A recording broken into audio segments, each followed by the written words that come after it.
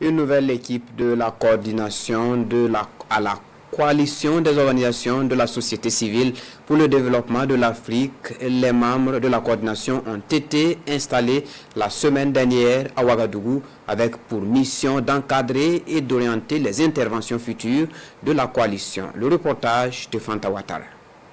Voici l'équipe qui doit travailler pour les intérêts de la COSDA, la coalition des organisations de la société civile pour le développement de l'Afrique à l'intérieur du Burkina. Une coordination pays forte de 15 membres avec à sa tête Victoria de Songo.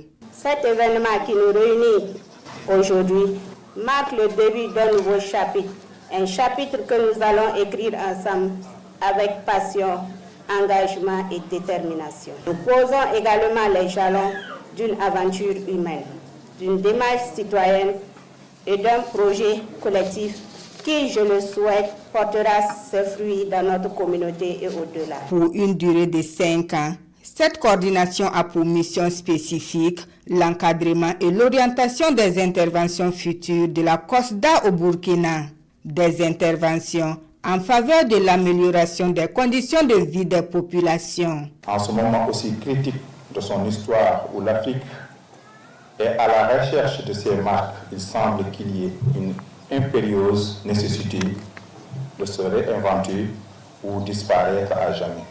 En tant que détentrice du pouvoir de veille et d'interpellation, mais aussi en tant que catalysateur du développement endogène, il est l'heure pour les OSC d'Afrique de se mettre ensemble. Vous savez que les pays ne sont pas les mêmes et chaque pays a ses réalités.